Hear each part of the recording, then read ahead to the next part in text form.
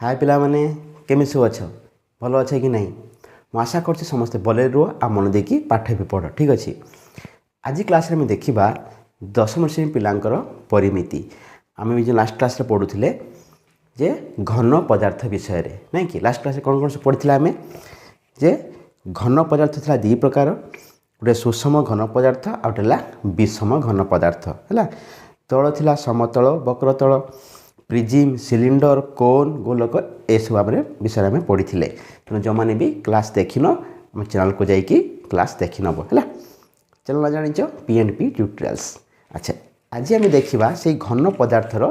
किसी सूत्र संबंधी तथ्य जे सूत्र केमी तैयारी होची कि पूरा सरल जिन आराम से बुझ देख बढ़िया जिन बुझ एवं देख मु चार्टा चित्र मु आंकुची देख भल से बुझ इटा फास्ट चित्र आंकिली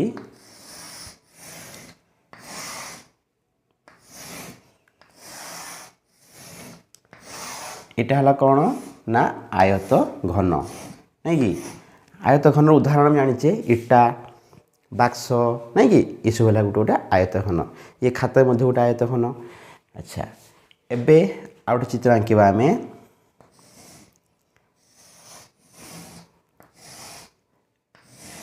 तेणु एटा हला कौन ना समघन है तेणु लास्ट क्लास में पढ़ी थे देखी नब। अच्छा तापर आ गोटे चित्र करवा आम देख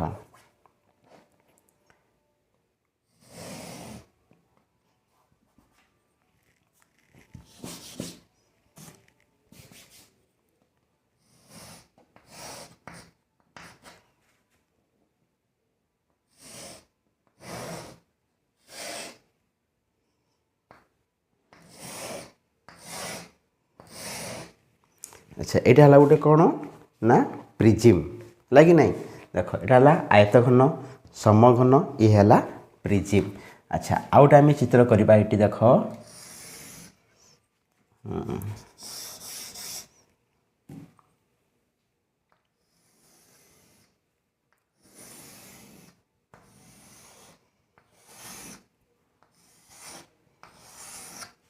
है देख भले से देख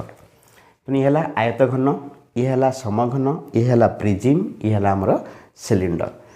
लास्ट क्लास रे भी आम चित्र करिकी भले से बुझी है एबे देख एबे यही घन पदार्थ संबंधी आउ किछि नया तथ्य आम जानिबा। अच्छा फास्ट आम लिखिदेबा जे ये है किए ना आयत घन है ये है किए ना समघन। अच्छा ये के ना प्रिजिम है आ ये है के ना सिलिंडर ये है सिलिंडर कैसे जानिले। अच्छा एबे देख ये जो आयत घन जगार मुझे लिखी आयत क्षेत्र भूमि विशिष्ट सिलिंडर आ बदल मु कौन लिखली एठी ना आयत क्षेत्र भूमि विशिष्ट सिलिंडर है आयत क्षेत्र भूमि विशिष्ट सिलिंडर। अच्छा कहीं एक कथा आम कहले देख ये चारोटी चित्र को आम लक्ष्य करवा यहाँ आयत घन आर देख भूमि अच्छी आर भी शीर्ष अच्छी भूमि जेतिकी बड़ शीर्ष भी सेतिकी अर्थ भूमिर जदि क्षेत्रफल जी हम शीर्षर क्षेत्रफल भी सेतिकी मान दुटा मध्य सामान भलसे देख कहीं तले अच्छी आयत क्षेत्र ये भी आयत क्षेत्र कहीं जानी आयत घनर प्रत्येक पार्श्व होची कौन आयतकार क्षेत्र नुह कि से भाई समघनर प्रत्येक पार्श्व होची वर्गाकार क्षेत्र ठीक ना नहीं। तेणु आर भूमि आयत क्षेत्र शीर्ष भी आयत क्षेत्र तेणु भूमिर क्षेत्रफल जिते हम ये शीर्षर क्षेत्रफल भी सेतिकी हम सामान हम तेणु ये गोटे सिलिंडर देख सिलिंडर देख सिलिंडर ये भूमि वृत्ताकार शीर्ष भी वृत्ताकार ए वृत्तर क्षेत्रफल जी हम ए वृत्तर क्षेत्रफल से हम पूरा सामान सामान तेणु ये कहला सिलिंडर। ठीक से भाई माने आर गठन जे भली ये तीन जनकर गठन भी से भाई से एमाने मध्य गोटे गोटे सिलिंडर कि आम पढ़ुचे जे ये चित्र को देखना आम कहूँ ये सिलिंडर ये है आयत घन ये समघन ये प्रिजिम किंतु गठन दृष्टि एमाने मध्य गोटे गोटे सिलिंडर किंतु एमान को आम सिलिंडर डाकुना आम कौन डाक दू ये आयत घन ये समघन ये प्रिजिम ये है सिलिंडर यदि समस्त आम सिलिंडर डाकिबा कन्फ्यूज हो जावानी कि किंतु आम बुझापी ये आपको गोटे गोटे सिलिंडर कहुए कहीं ये सिलिंडर भाया ये गठन आकर देखुन सिलिंडर कहले ये भी आर क्षेत्रफल जिते माने भूमिर क्षेत्रफल जिते शीर्षर क्षेत्रफल से सामान सामान रोचे से ये आर भूमि जिते शीर्ष भी से ये गोटे सिलिंडर पुणी किए सिलिंडर ना आयत क्षेत्र भूमि विशिष्ट सिलिंडर ठीक ना नहीं आ भूमिटा है आयत क्षेत्र ठीक से भाई आपको कौन कह ना वर्गाकार भूमि विशिष्ट सिलिंडर बा वर्ग क्षेत्र भूमि विशिष्ट सिलिंडर कह कि नहीं लिखिदेबा आम है लिखिदे आराम से मन रहा तेना आम कौन लिखिदे पार ना वर्ग क्षेत्र भूमि विशिष्ट सिलिंडर वर्ग क्षेत्र भूमि विशिष्ट सिलिंडर है बुझिपार कि नहीं। अच्छा ठीक से भाई प्रिजिम को आम कौन कहीपर ना त्रिभुजाकार भूमि विशिष्ट सिलिंडर है त्रिभुजाकार भूमि विशिष्ट सिलिंडर तो कौन कहबा आम ये त्रिभुजाकार भूमि विशिष्ट सिलिंडर है त्रिभुजाकार भूमि विशिष्ट सिलिंडर बुझीगला तेणु ये देखुन तार भूमि त्रिभुज अच्छी ना नहीं तेणु से कहला त्रिभुजाकार भूमि विशिष्ट सिलिंडर आ ये तो सिलिंडर ताको कहीपर आम वृत्त भूमिक सिलिंडर कौन कहीपर वृत्त भूमिक सिलिंडर खाली सिलिंडर कहीपर बा वृत्त भूमिक सिलिंडर है बुझेगा कि नहीं तेणु समस्ते को आम सिलिंडर कहीपर कौन पाई ना सेमानकर गठन पाखापाखि सेम पाखापाखि कौन पूरा तो सेम रोच गठन केमिति कहली भूमि भूमि भूमि शीर्ष सामान होची आर भूमि शीर्ष सामान आर भी भूमि शीर्ष सामान आर भी भूमि आ शीर्ष सामान तेणु आयत क्षेत्र भूमि विशिष्ट सिलिंडर बा तार आउटे ना देदेला आम आयत घन वर्ग क्षेत्र भूमि विशिष्ट सिलिंडर बा तार आउटे ना देदेला आम समघन त्रिभुजाकार भूमि विशिष्ट सिलिंडर बा तार आउटे ना देला आम प्रिजिम ये है वृत्त भित्तिक सिलिंडर ताको आम खाली डाकिदेले सिलिंडर बोलिकी है ये है कथा। अच्छा आउ गोटे कथा कौन कहूँ जे एक परिवार भुक्त एमाने कहीं ना गठन और परिस्थितिर सादृश्य अच्छी सादृश्य माने कौन समानता अच्छी ना कि गठन आ परिस्थितिर सादृश्य अच्छी। अच्छा आउ से कौन कहूँ ना देख ये जो सिलिंडर देखुचे आम कि प्रिजिम देखुचे यहाँ देख पूरा लंब होके अच्छी पूरा स्ट्रेट एमती लंब होके अच्छी यहाँ परपेंडिकुलर लंब कहते ना नहीं तेणु ये जो वक्र पृष्ठतल जो धार रोचे एमती धार तो ना कि आम भावी नवा जे वक्र पृष्ठतलटा ये भूमि सहित कौन होके अच्छी ना लंब होके अच्छी एपटे देख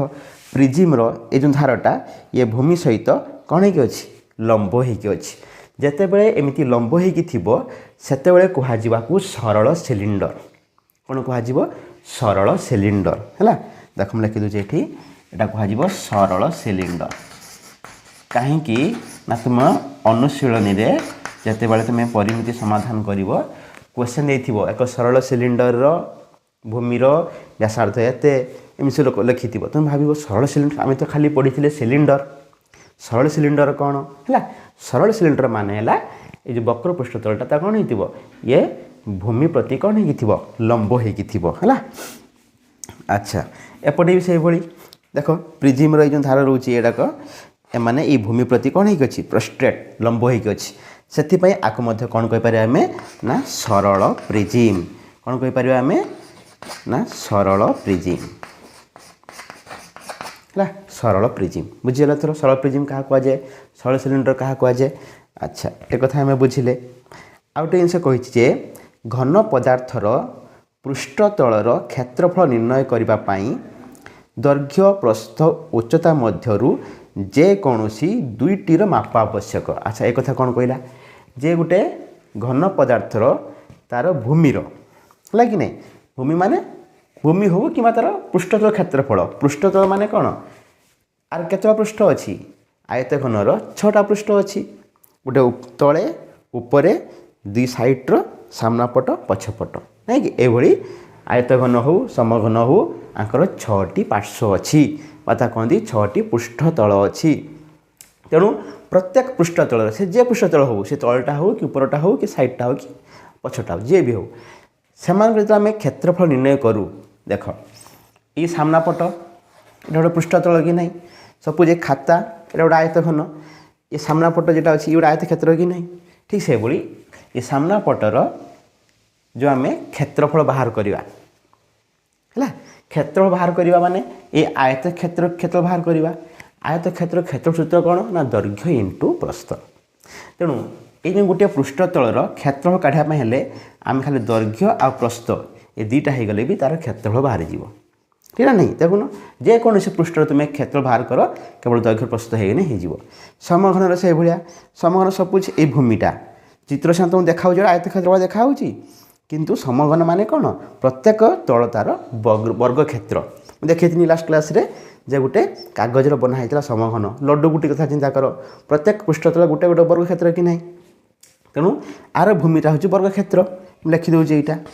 ବର୍ଗକ୍ଷେତ୍ର। ତେଣୁ ବର୍ଗକ୍ଷେତ୍ରର କ୍ଷେତ୍ରଫଳ କାଢ଼ିବା ପାଇଁ ହେଲେ ସୂତ୍ର ହେଲା ବାହୁ ଇଣ୍ଟୁ ବାହୁ କାହିଁକି ବାହୁ ଇଣ୍ଟୁ ବାହୁ କହୁଛେ ନା ଆର ଏଇଟା ଦୈର୍ଘ୍ୟ ଆର ପ୍ରସ୍ଥ ଯେହେତୁ ଆର ସବୁ ସମାନ ଦୈର୍ଘ୍ୟ ଯେତେ ପ୍ରସ୍ଥ ସେତେ ସବୁ ସମାନ ତେଣୁ ଦୈର୍ଘ୍ୟ ପ୍ରସ୍ଥ ନ କହିକି ଖାଲି କହିଦେଉଛେ ଆମେ ବାହୁ ବୋଲିକି। ତେଣୁ ଏ ଭୂମି ହେଉ କିମ୍ବା ଯେକୌଣସି ପୃଷ୍ଠ ହେଉ ତାର କ୍ଷେତ୍ରଫଳ ଖୋଲିବା ପାଇଁ ହେଲେ ଆମେ କ'ଣ କରିବା ନା ଦୈର୍ଘ୍ୟ ପ୍ରସ୍ଥ ନ ଲେଖିକି ବାହୁ ଇଣ୍ଟୁ ବାହୁ ଲେଖିଦେବା। ତେଣୁ ବାହୁ ଇଣ୍ଟୁ ବାହୁ ମାନେ ଏଠି ବି ଦୁଇଟା ନେଲେ ଆମେ ଦୈର୍ଘ୍ୟକୁ ନେଲେ ପ୍ରସ୍ଥକୁ ବି ନେଲେ ତେଣୁ ସେ କହୁଥିଲା ଯେ ଯେକୌଣସି ମାନେ ଆୟତଘନ ହେଉ କି ସମଘନ ହେଉ ଏମାନଙ୍କର ଯେତେବେଳେ ଆମେ ପାର୍ଶ୍ୱ ପୃଷ୍ଠତଳର କ୍ଷେତ୍ରଫଳ ବାହାର କରୁଛେ ଦୈର୍ଘ୍ୟ ପ୍ରସ୍ଥ ଉଚ୍ଚତା ମଧ୍ୟରୁ ଯେକୌଣସି ଦୁଇଟା ହେଲେ ହେଇଯିବ। ଦେଖ ଏଇ ପୃଷ୍ଠତଳର ଆମେ ଏଇଟା ଦୈର୍ଘ୍ୟ ଥିଲା ଟୋଟାଲ ଆୟତଘନର ଇଏ ଥିଲା ଦୈର୍ଘ୍ୟ ନାଇଁ କି ଦୈର୍ଘ୍ୟ ଯଦି ଆମେ ଏ ଧରିବା ଏଇଟା ଏ ଏଇଟା ଥିଲା ପ୍ରସ୍ଥ ବି ଉଚ୍ଚତାକୁ ଆମେ ଧରିଥିଲେ ଧର ସି ଯେତେବେଳେ ସାମ୍ନା ପଟର ଆମେ କ୍ଷେତ୍ରଫଳ ବାହାର କରୁଛେ ସେଠି ଏ ଆଉ ସି ଏ ଦୁଇ ନେଲେ ତାର କ୍ଷେତ୍ରଫଳ ବାହାରି ପଡ଼ିବ। ଯେତେବେଳେ ଭୂମିର ଆମେ କ୍ଷେତ୍ରଫଳ ବାହାର କରିବା ସେତେବେଳେ ଏ ଆଉ ବି କି ନେଇଗଲେ ହେଇଯିବ କାହିଁକିନା ଦୈର୍ଘ୍ୟ ପ୍ରସ୍ଥ କରିଦେଲେ ହେବ। ଯେତେବେଳେ ସାମ୍ନା ପଟରେ ଆମେ କ୍ଷେତ୍ର ବାହାର କରୁଛେ ତାର ଇଏ ହେଇଯିବ ଦୈର୍ଘ୍ୟ ଇଏ ଉଚ୍ଚତାର ତାର ହେଇଯିବ ପ୍ରସ୍ଥ ଏଇଠୁ ବୁଝା ପଡ଼ିଲା ଯେକୌଣସି ଦୁଇଟା ନେଇଗଲେ ଆମର କ୍ଷେତ୍ରଫଳ ବାହାରି ପଡ଼ୁଛି ଆଉ ଦୈର୍ଘ୍ୟ ପ୍ରସ୍ଥ ନେଇଲେ ବି ହେଇଯାଉଛି ଦୈର୍ଘ୍ୟ ଉଚ୍ଚତାକୁ ନେଇଗଲେ ବି ହେଇଯାଉଛି ପ୍ରସ୍ଥ ଉଚ୍ଚତାକୁ ନେଇଗଲେ ବି ହେଇଯାଉଛି। ସେଥିପାଇଁ ସେ କହୁଛି କ୍ଷେତ୍ରଫଳକୁ କହନ୍ତି ଦ୍ୱିମାତ୍ରିକ ମାନେ 2 ଡାଇମେନ୍ସନାଲ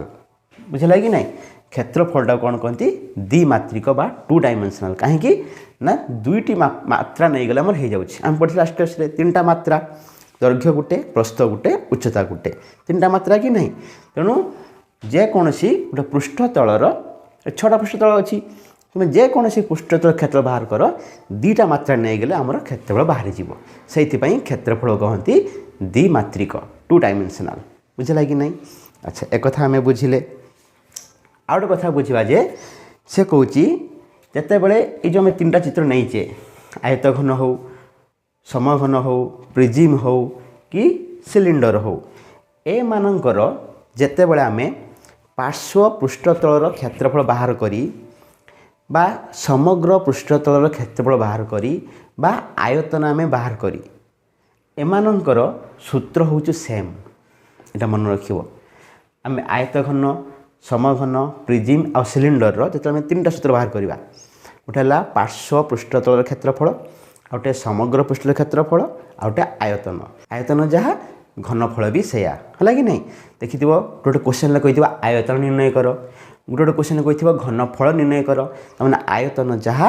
ଘନଫଳ ସେଇଆ। ତେଣୁ ପାର୍ଶ୍ୱ ପୃଷ୍ଠତଳ ହେଉ କି ସମଗ୍ର ପୃଷ୍ଠତଳ ହେଉ କି ଆୟତନ ହେଉ